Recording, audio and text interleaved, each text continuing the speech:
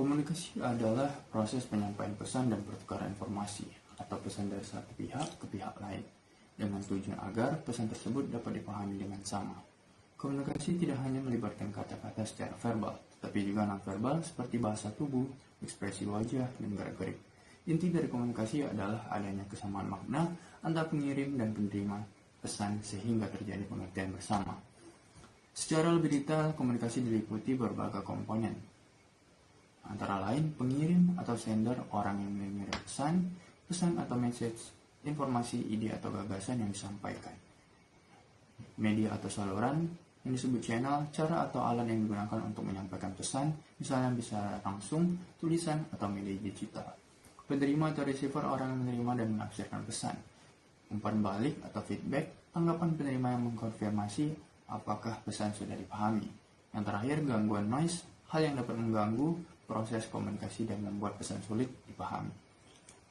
Jenis komunikasi ada beragam, antara lain komunikasi verbal, lisan dan tulisan, komunikasi nonverbal, komunikasi formal dan informal, serta komunikasi yang menyampaikan pesan kepada khalayak luas. Komunikasi memiliki peran penting dalam kehidupan manusia, seperti membangun hubungan sosial, mengembangkan pengetahuan, meningkatkan efektivitas kerja, menyelesaikan konflik, dan menyebarkan informasi yang diperlukan dalam masyarakat. Singkatnya, komunikasi adalah proses sosial penting yang memungkinkan manusia saling memahami dengan cara menyampaikan pesan yang dimengerti melalui berbagai bentuk dan media. Assalamualaikum warahmatullahi wabarakatuh. Perkenalkan, nama saya Rahmat Agung Saputra dengan NIM 220501262. Tujuan komunikasi massa. Yang pertama yaitu memahami proses produksi dan penyebaran pesan. Proses produksi pesan dalam komunikasi massa dimulai dari perumusan dan seleksi informasi oleh organisasi media, lalu dilanjutkan dengan pengemasan pesan agar sesuai dengan tujuan, sarana audiens, dan format media yang digunakan. Yang kedua, menganalisis dampak media terhadap masyarakat. Media dapat memberikan dampak positif dan negatif pada masyarakat. Dampak positifnya antara lain yaitu memperluas pengetahuan, mendorong perubahan sosial, dan memperkuat partisipasi publik dalam isu sosial. Di sisi lain, media juga dapat menimbulkan misinformasi, memperkuat stereotip, serta mendorong perilaku konsumtif karena pengaruh iklan dan tren global. Yang ketiga, mengkaji peran media sebagai alat kekuasaan dan ideologi. Media tidak hanya sebagai sarana informasi, tetapi juga berfungsi sebagai alat kekuasaan dan penyebaran ideologi. Pemilik media, baik itu pemerintah maupun swasta atau konglomerat, kerap mempengaruhi isu dan sudut pandang berita agar mendukung kepentingan mereka. Yang keempat yaitu menilai bagaimana media mempengaruhi opini publik dan budaya. Media massa memiliki kemampuan besar mempengaruhi opini publik dan budaya melalui seleksi isu, penyimpanan narasi, serta penguatan opini mayoritas. Media mampu membentuk topik utama yang dibicarakan masyarakat, membentuk cara pandang individu terhadap suatu isu, dan mempopulerkan budaya global yang bisa menggeser budaya lokal. Assalamualaikum warahmatullahi wabarakatuh. Perkenalkan, nama saya Aniti Argianti dengan NIM 220501063. Pada video kali ini saya akan menjelaskan tentang teori-teori dalam komunikasi massa. Yang pertama yaitu ada agenda setting. Teori ini menjelaskan tentang bagaimana media massa mampu menentukan isu-isu yang dianggap penting oleh publik dengan menonjolkan topik tertentu dan dalam pemberitaannya.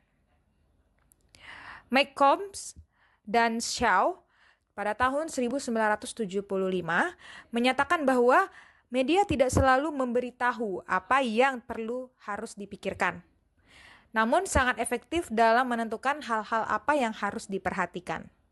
Lalu yang kedua yaitu adalah teori uses gravitation, atau bisa disebut dalam bahasa Indonesia yaitu pemakaian dan pemenuhan kebutuhan. Teori ini melihat audiens sebagai aktif yang menggunakan media untuk memenuhi kebutuhan psikologis dan sosial tertentu, seperti hiburan, informasi, identitas, dan interaksi sosial.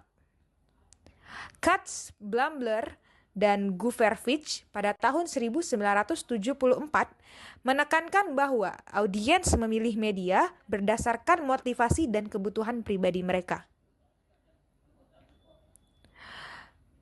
Lalu yang keempat dalam teori-teori dalam komunikasi massa yaitu teori spiral of silence, atau bisa disebut dalam bahasa Indonesia yaitu putaran sunyi. Diajukan oleh Noelle Neumann pada 1974 juga.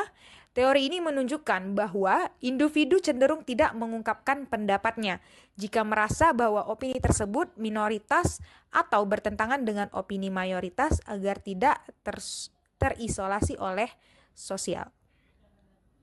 Yang kelima, yaitu ada teori kritis dalam komunikasi massa. Pendekatan kritis memandang media sebagai alat yang digunakan untuk mempertahankan kekuasaan dan dominasi kelompok tertentu di masyarakat.